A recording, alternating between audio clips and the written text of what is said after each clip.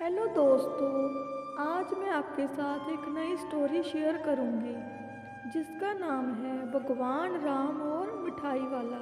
तो आइए इसे शुरू करते हैं। राम जी की कहानी। एक गांव में भोला नाम का एक व्यक्ति भगवान राम का भक्त था।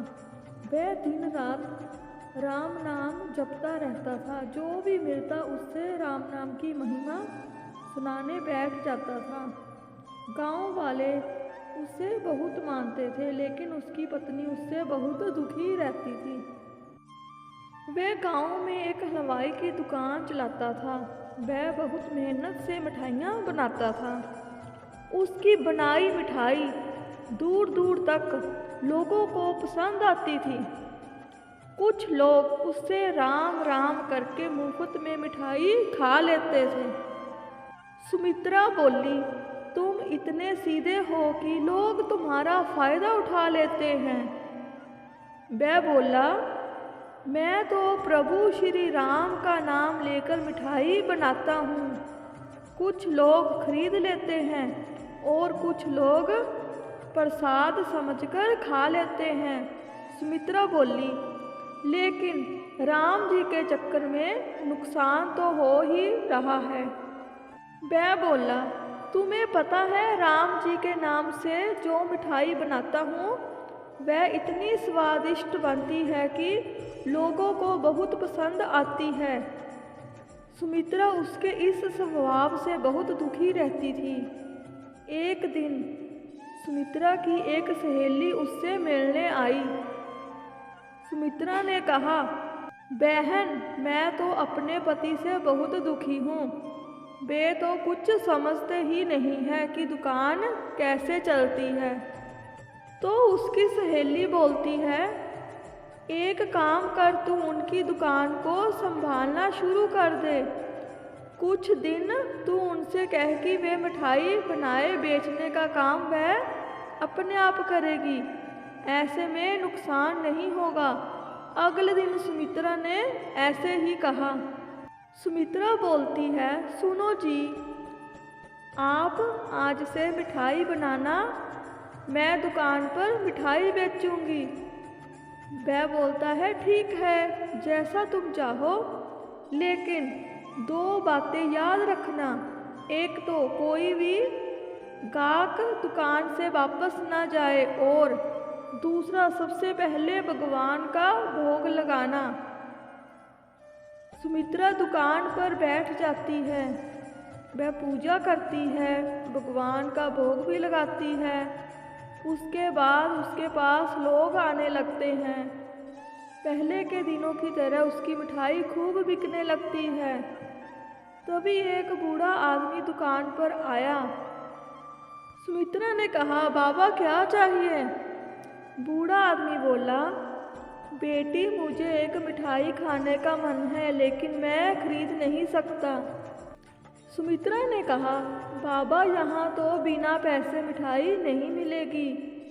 मेरे पति पहले ही बहुत नुकसान कर बैठे हैं, अब यह सब नहीं होगा। बूढ़ा आदमी बोला, कोई बात नहीं बेटा, वो जो राम जी को भोग लगी मिठाई है वही मुझे दे दो। उससे तुम अब बेचोगी नहीं, भगवान का प्रसाद समझकर वही दे दो।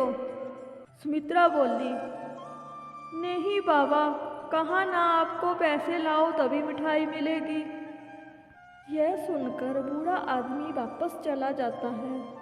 शाम के समय जब भोला दुकान पर पहुंचा तो देखा प्रसाद की मिठाई रखी है। भोला ने कहा, क्या हुआ, आज बाबा नहीं आए? सुमित्रा बोली, कौन बाबा? एक बूढ़ा आदमी आया था, मैंने उसको भगा दिया। तो वह बोला, यह तूने क्या किया? जब से मैंने दुकान खोली है हर दिन वे बाबा आते हैं और प्रसाद की मिठाई खाते हैं। उनके आने से पहले मेरी दुकान कम चलती थी। जब से वे आने लगे शाम तक सारी मिठाई बिक जाती है। सुमित्रा बोली, तुमने तो ना जाने कितने लोगों को मुफ्त में मिठाई खिला दी। अब यह सब नहीं चलेगा। अगले दिन वह बूढ़ा आदमी नहीं आया। पूरे दिन सुमित्रा दुकान पर बैठी रही, लेकिन सारी मिठाई वहीं पर रखी रही। कोई ग्राहक नहीं आया। इसी तरह कुछ दिन और बीत गए।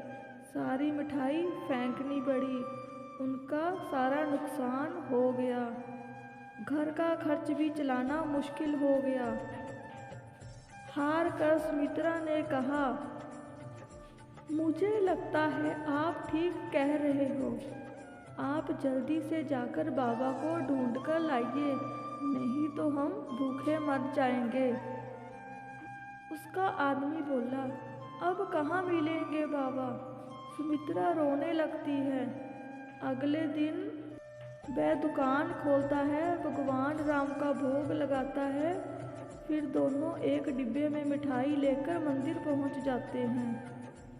भगवान श्री राम जी के चरणों में मिठाई रखकर कहते हैं, प्रभु आपने आना बंद कर दिया।